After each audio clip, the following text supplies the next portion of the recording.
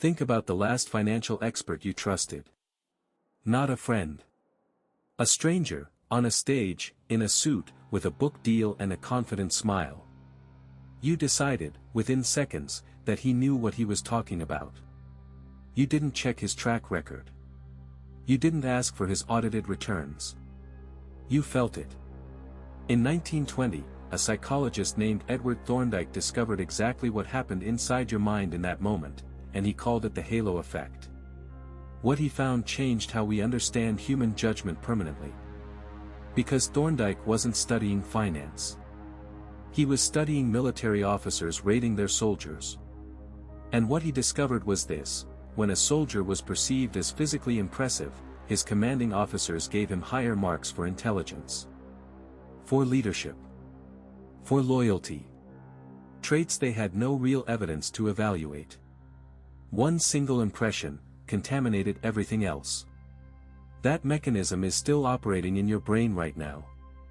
Every confident person you've trusted with your financial future. Every investment you made because someone seemed credible. Every opportunity you passed on because the person presenting it didn't look the part. The halo effect doesn't announce itself. That's what makes it so expensive. My name is irrelevant. What matters is the research, and there is a century of it. The halo effect sits at the intersection of cognitive psychology, behavioral economics, and neuroscience. It is one of the most replicated findings in social psychology. And it has a direct, measurable impact on how wealth is created, transferred, and destroyed. By the end of this video, you'll understand the specific neural mechanism that makes this bias nearly impossible to resist in real time. You'll understand why even intelligent, evidence-driven people exactly like you, are systematically misled by it. And you'll have a concrete, research-backed framework for catching it before it costs you. We start in 1920. With a man rating soldiers.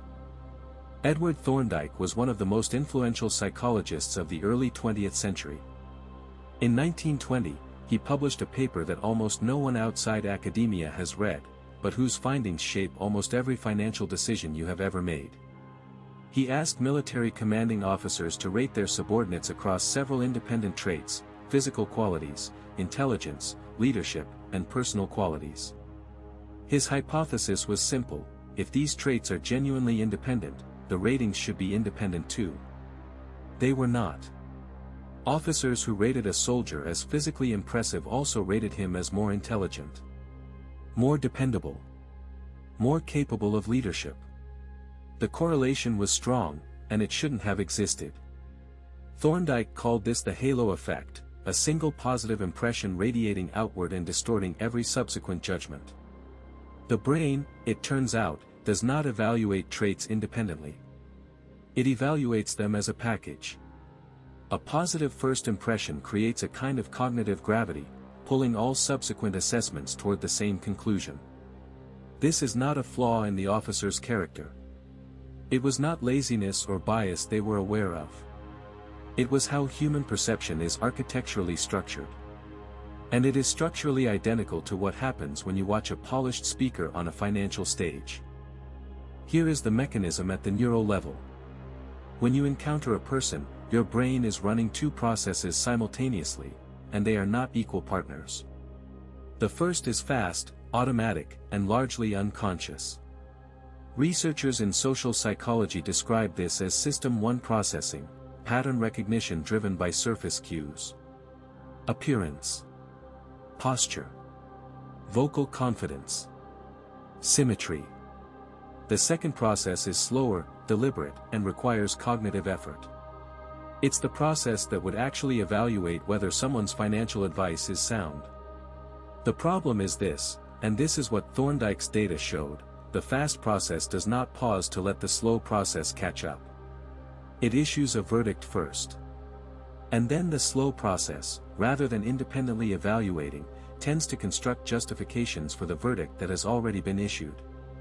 In the research literature on persuasion and social cognition, this pattern has been examined extensively.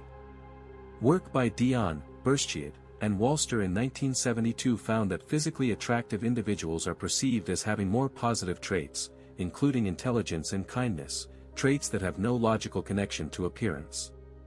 Asch's foundational work on impression formation showed that people's judgments of others are influenced by their physical appearance, with attractive individuals being perceived as more trustworthy and likable.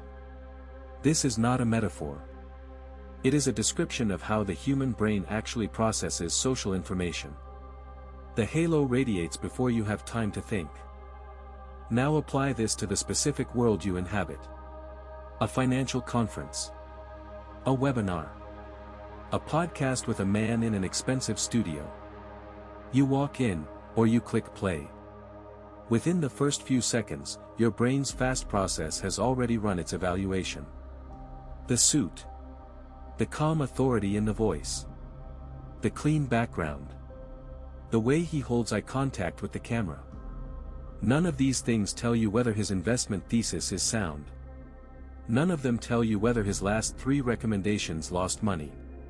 But they are the inputs your fast process uses to construct its verdict. And here is the part that the research makes explicit: once a strong initial impression is formed, subsequent information tends to be interpreted through that lens, a pattern well documented in the cognitive bias literature. Contradictory evidence gets discounted. Supporting evidence gets amplified. You are not evaluating the argument anymore. You are defending the verdict your brain issued in the first 5 seconds. This is why smart people make expensive financial mistakes. Not because they are unintelligent. Because they are human, operating with a neural architecture that was built for a social environment where appearance correlated more reliably with actual competence than it does in the modern financial services industry. If you're recognizing specific moments in your own financial history, specific faces, specific rooms, specific decisions that now look different, that recognition is the beginning of the defense. Subscribe for 1 video per week. No inspiration. No hustle. Just the science, and what to do with it. There is a second layer to this that makes the halo effect significantly more powerful in financial contexts specifically. Work by Byrne in 1971 found that people tend to perceive others who are similar to themselves as more attractive and likable. Similarity amplifies the halo. Think about what this means when applied to financial advisors, investment communities, or entrepreneurial masterminds. The person who grew up in your kind of neighborhood. Who references the same books. Who uses the same vocabulary. Who shares your background, your values, your aesthetics. Your brain's fast process does not just grant them a halo, it grants them an enhanced halo, because the similarity cues trigger an additional layer of automatic positive effect. You feel like you understand them. You feel like they understand you. That feeling of mutual recognition is extraordinarily persuasive. And it is, from a neural architecture standpoint, entirely independent of whether their financial judgment is any good. The most dangerous financial frauds in documented history did not succeed by deceiving strangers. They succeeded by targeting people who felt they had found someone exactly like themselves. The halo effect does not only attach to individuals.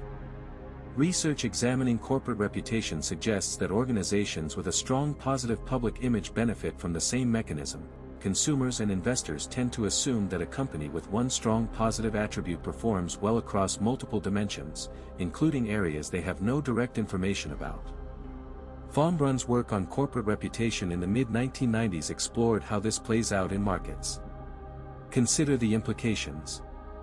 A company with a powerful brand, a sleek product, and a charismatic founder generates a halo that extends to its financial stability, its ethical practices, its internal culture. You assume competence in areas you have not examined.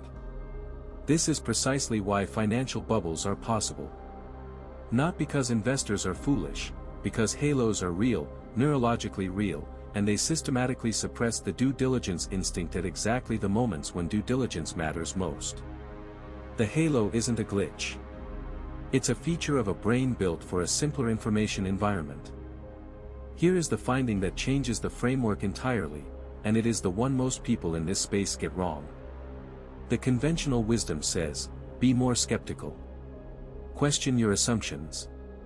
Think critically. That advice is not wrong. But it is incomplete in a way that makes it nearly useless in the moment that matters. Because the research does not show that skepticism eliminates the halo effect. It shows something more uncomfortable. Research in this area suggests that the bias operates prior to conscious skepticism. The halo is formed before you know it has been formed. By the time your critical faculties are engaged, you are not evaluating a person neutrally, you are evaluating a preprocessed impression of a person. Your critical thinking is running on contaminated data. This is why intelligent, educated, financially sophisticated people are not reliably protected from this bias. Knowledge of the halo effect does not make you immune to it.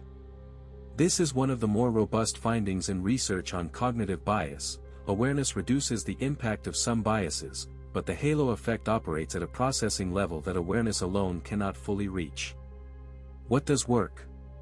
That comes next. And it requires restructuring when and how you gather information, not just how carefully you think.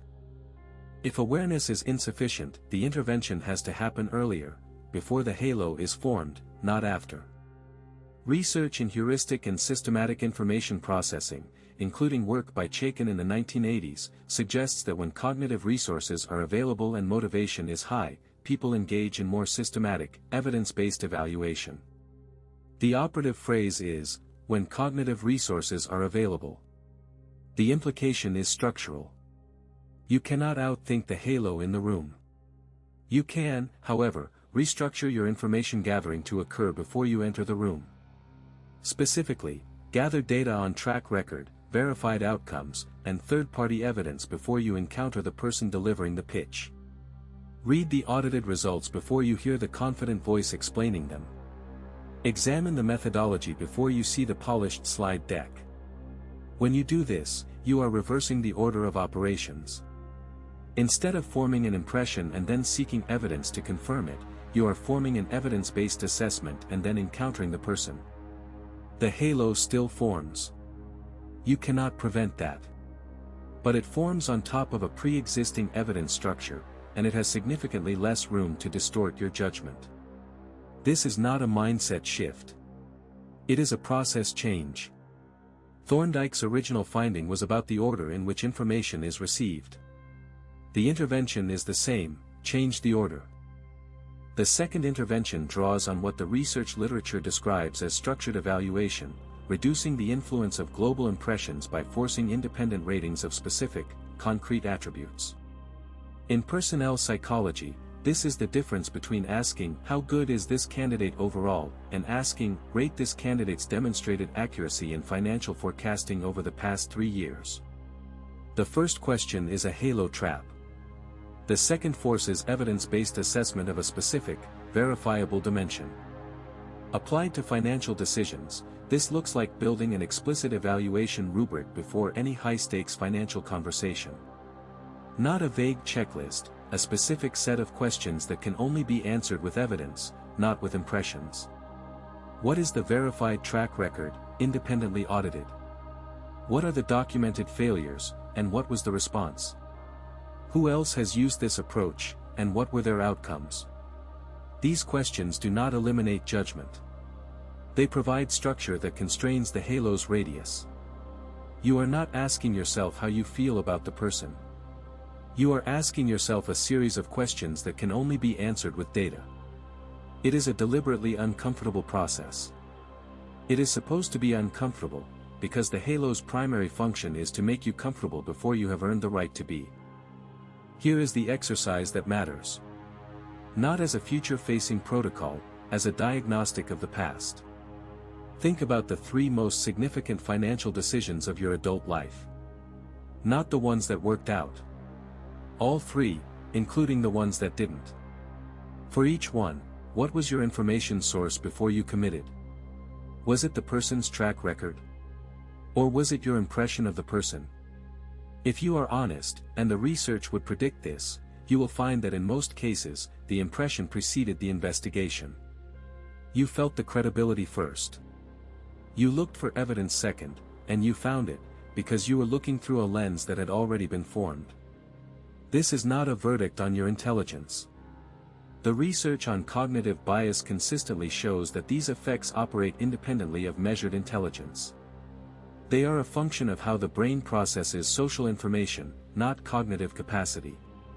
Understanding this reframes the question from, "Why did I fall for that?" to, "What process would have given my actual judgment a chance to operate?"